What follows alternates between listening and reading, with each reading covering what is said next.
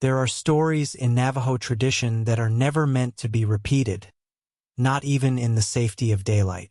Stories of beings who traded their humanity for something older, darker, and endlessly hungry. Elders say their bodies carry curses that linger long after death. Their bones remember the names of anyone who touches them, and their hearts, according to the oldest whispers, never truly stop. I used to dismiss those stories as folklore, old fear wrapped in superstition. But that was before the night I unzipped a body bag inside a mobile laboratory parked on sacred land, and saw something that did not obey the rules of biology or the rules of death. The lab sat on the red clay ridge like a metal scar. Bright work lights cut through the desert darkness, but their glow never seemed to reach far. The night swallowed everything beyond the perimeter, as if the land itself wanted nothing to do with what we were about to do. Wind brushed the canvas tents the tribal council had set up nearby, though the elders themselves kept their distance. They stood at the far edge of the lights, silhouettes wrapped in blankets, their faces turned away from us. One of them had begged me not to continue. His voice cracked when he spoke. "You should not open that body. Not on our land. Not anywhere." But I was a scientist trained to follow evidence, not myth. So I stepped inside the lab and sealed the door behind me. I told myself it was just another corpse. The body bag lay on a steel table bolted to the floor. The air around it was cold, unnaturally cold. My breath fogged even though the heaters hummed loudly. Every piece of metal in the room held a faint layer of frost. The monitors flickered without pattern, picking up electrical noise I could not source. I put on the gloves, the apron, the face shield. My hands shook slightly, not from fear, but from a heaviness I felt in the air, as if the land itself pressed against the walls. I unzipped the bag. The stench that rose was not decay. It was something sharp, metallic, almost electric. The corpse was humanoid, but nothing about it was human. His skin was stretched tight like dried leather. Patches of coarse hair ran along its arms. The face was contorted, jaw unhinged, teeth too long and too many. But the eyes were the part one avoided.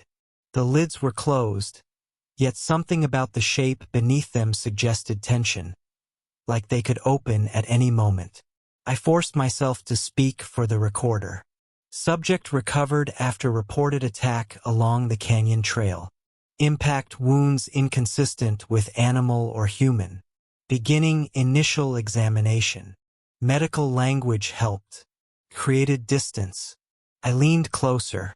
The skin was cold but firm. It resisted pressure like hide. When I made the first incision, the blade hesitated as if the flesh pushed back. I had dissected many things in my career. Nothing fought the scalpel. Internally, the creature was wrong in ways I struggled to document. The organs were arranged almost correctly, but the tissues were thick and fibrous, like roots wrapped around muscle. The blood had already darkened, but it poured too slowly, as if reluctant to leave the body. When I reached the ribcage, I stopped. Symbols, dozens of them, burned beneath the skin. They were faint, like scars healed over many times. Spirals, lines, circles. I did not recognize them, but they pulsed faintly under the flashlight, as if responding to the touch of air. Outside, the elders murmured something in their language. Even through the lab walls, their fear seeped in. I steadied my breath and traced one of the symbols with the tip of my glove. The skin twitched. Not a spasm. Not a death reflex. A twitch like a muscle responding to pain. My mouth dried. I continued. I separated the ribs with the spreader, the metal groaning softly. The chest cavity opened with a reluctant shudder. Inside, the organs seemed preserved despite the time since death. The lungs were dark but intact. The heart lay still, a mass of muscle too large for the body, too deep in color. For a moment I simply stared. Then I reached forward. The second my fingers touched the flesh, the lights cut out. Total darkness swallowed the room. The generator roared. The heaters shut down. The wind outside fell silent. My breath echoed loud in my face shield. I reached blindly for the table, but before I found it, something shifted in the darkness. The corpse inhaled. Not fully, not deeply, but enough that the air in the room seemed to bend around the sound. My skin crawled. My mind refused to accept what I heard. The lights snapped back on. Cold white beams flooded the table. I stared down in horror. The heart moved. Not a twitch. Not a post-mortem pulse. A single, thunderous beat shook the chest cavity. My hand jerked back. The rib spreader rattled. The flesh quivered as if awakened. Then the room fell silent. The heart beat again. Once. Harder. And a voice rose from it. Not from the mouth.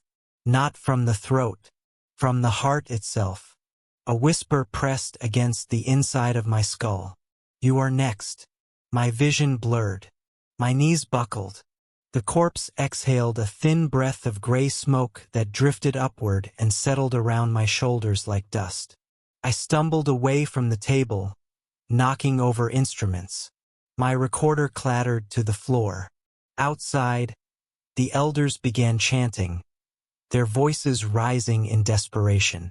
The final sound inside the lab was soft and terrible. The body began to crumble, skin flaking, bones splitting, hair turning to dust the instant it touched the air. The corpse disintegrated as if it had been held together only long enough to deliver its message. But the heart did not turn to ash. It lay on the steel table, still warm, pulsing faintly, as if waiting for me to come closer, waiting to keep its promise. And I stood frozen, staring at the thing that had spoken inside my head, knowing nothing in my world would ever make sense again.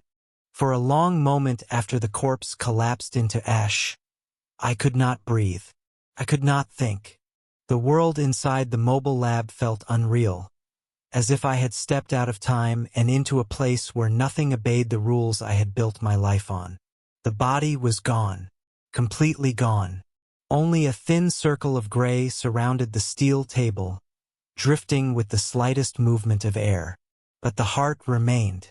It sat in the center of that circle like a living stone, dark, thick, pulsing once every few seconds the way a drum echoes long after the strike. Each beat carried a faint tremor through the metal surface, a vibration I felt in my fingertips when I gripped the edge of the table to steady myself.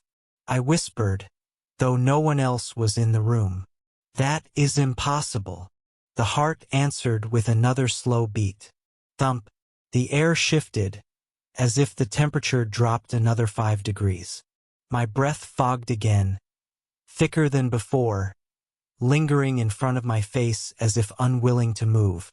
I forced myself to reach for my recorder and pick it up from the floor. I needed documentation, proof, evidence, something to cling to before my sanity slipped into the dust along with the creature's remains. I pressed the button. Continuing autopsy log. Subject has undergone spontaneous total decomposition despite no visible catalyst. Heart remains intact, exhibiting isolated rhythmic movement. I swallowed. And auditory phenomena. The heart beat again. Thump. A whisper followed. Not as clear as before. Not a full word. More like breath carrying the memory of speech. The hair on my arms rose beneath the lab coat. I took one careful step backward, then another, until my shoulders pressed against the wall. Instruments quivered with each pulse, scalpel blades ringing with faint metallic chimes. Outside, the elders had grown silent. The chanting had stopped, and not in a way that suggested peace. Felt like the opposite. Something had silenced them.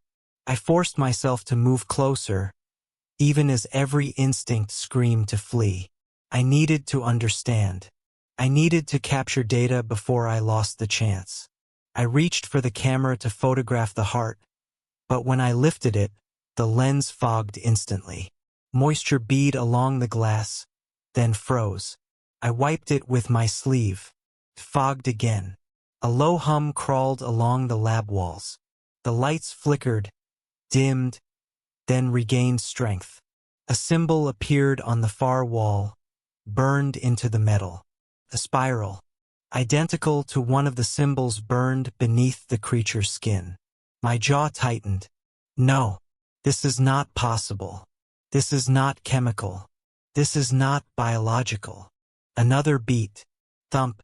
The spiral grew darker, edges glowing like embers before cooling again. I stepped back to the table, keeping my eyes on the burned pattern. The heart pulsed harder. Thump. Ash from the corpse lifted slightly on a breath of air and hovered for a moment before drifting toward the symbol, as if pulled by some magnetic force. I lifted the recorder again. Unknown energy discharge detected. Uncertain cause. Heart appears to be interacting with environment. My voice sounded small, distant. I barely recognized it. A sudden memory flashed across my mind. Something the eldest council member had said when the corpse was first brought in. He had refused to come near it. He had pointed at me and spoken in a voice that trembled with anger and fear. You cannot cut that creature. Their hearts know the names of those who open them. At the time I had dismissed it as superstition. Now the words returned with the weight of prophecy. I forced myself to look down at the heart again. The surface had changed. The texture rippled, as if something moved beneath the muscle. The veins shifted position, forming the faint suggestion of symbols beneath the flesh. The same spirals, the same lines. Then the heart twitched violently. I stumbled backward, hitting a tray of instruments that clattered to the floor. The heart contracted once more, then released a faint breath of heat. The ash around it pulled inward until half the circle had vanished. The door handle rattled. I turned, breath caught in my throat. Who is there? No answer. The handle rattled again, louder this time, as if someone tried to enter but the lock held firm. I walked toward the door and looked through the small window. Nothing. Not a person. Not an elder. Not even the wind moving across the floodlights. Just stillness. A stillness that felt aware. I backed away. My chest tightened. The lab suddenly felt too small. Too confined. Too close to whatever force still lingered in the air. I turned back to the table. The heart moved again. This time the beat was strong enough to lift it slightly off the steel surface before dropping it back down with a dull slap. I whispered, unable to stop myself. What are you? A faint warmth touched my cheek. I looked around sharply. Ash was drifting in small spirals through the air, moving not randomly but deliberately. They circled the heart, creating patterns I could not decipher. With each rotation, I felt a pressure behind my eyes, a sense that something was trying to reach inward, to touch my thoughts. I reached for the metal forceps. I had to secure the specimen somehow. But the moment the tool approached the heart, the metal burned my fingers. I dropped it with a hiss and backed away. The ashes rose higher. The heart beat again. This time the whisper was unmistakable. Clear. Cold. Spoken inside my skull. You are next. The lights went out. Darkness poured across the lab like water. My breath came in short bursts. Something moved in that darkness. Not a creature. Not a shape. Presence. For the first time in my scientific career, I realized there were things I was never meant to study. Never meant to touch. Never meant to drag into the light. Because some truths do not reveal themselves. They hunt. The lights returned slowly, flickering once, twice, before stabilizing. The heart was gone. Only a few grains of ash remained in its place, still warm to the touch. And on the table where the heart had been moments earlier was something new. A single fingerprint, burned into the steel. My fingerprint. And the voice that had whispered in my mind felt closer now, as if it occupied the space between my thoughts. Waiting. There are nights when I wish the creature had stayed dead. Nights when I wish its heart had never moved, never spoken, never chosen me. But there are wishes the desert does not allow. Some truths stay with you the way ash clings to skin. No matter how many times you wash, the stain remains. I am recording this now because I no longer trust myself. Not my memories. Not the beat in my chest. Not the silence that settles before dawn like a weight on my ribs. If anyone ever finds this audio, do not look for me. Do not try to finish what I started. Do not go near Navajo land without the blessing of the elders. And above all, if you ever see ashes move on their own, do not touch them. Leave them where they breathe. I was a rational man once, a scientist who believed knowledge was a shield against fear. But after the dissection, after the creature's heart-whispered words meant only for me, I learned something far simpler and far more terrifying. Knowledge does not protect you. It exposes you. It marks you. It invites things that should remain buried to step into your life. After the Skinwalker's body collapsed into ash, the government arrived before sunrise. Black vehicles cutting across the desert without headlights. Agents who refused to speak their names. They ordered me to leave the mobile lab untouched. They loaded the ashes into sealed containers. They confiscated every recording, every sample, every scrap of evidence except the one thing they did not realize I kept. The heart, still warm, still pulsing in faint tremors that only I seemed able to hear. I did not keep it out of fear. I kept it because something inside me whispered that destroying it would make things worse. I hid it in a thermal case, wrapped in sterilized cloth, and took it to my quarters. It throbbed every time I touched it, like a creature dreaming. The agents sealed the mobile lab afterward. They claimed it was contaminated. They claimed the body was diseased. They insisted the elders must never speak of what they saw. They pretended everything was normal. But their eyes told another story. Their hands trembled when they signed the paperwork. They avoided the windows. They avoided the shadows. And none of them remained on Navajo land after dark. I stayed, because part of me believed I had imagined everything. That stress had twisted the moment. That the whisper in the autopsy room was a hallucination born from fear and exhaustion. I stopped believing that 3 nights later. I woke gasping, the smell of the mobile lab thick in my memory. The sound of a single heartbeat shaking the metal table. The voice whispering my fate. You are next. For a moment I thought it was only a dream. But dreams do not echo. Dreams do not vibrate the walls. I sat up in bed and realized the sound was not coming from memory. It was coming from the thermal case. The heart pulsed inside it, stronger than before. The lid rattled against the latch. And beneath the sound of its beating, I heard breathing. Slow, patient, almost curious. I whispered into the darkness. Who are you? A soft answer brushed across the room. Not through the air, but through my own chest. Waiting. I dropped the case. The heartbeat grew louder. Not from inside it. From inside me. As if the two rhythms were matching, syncing, pulling toward each other. I staggered back, pressing a hand against my sternum. There were 2 beats inside my chest. One mine, one not. I fled into the desert night, the cold air slicing my lungs. But no matter how far I ran, the second heartbeat followed.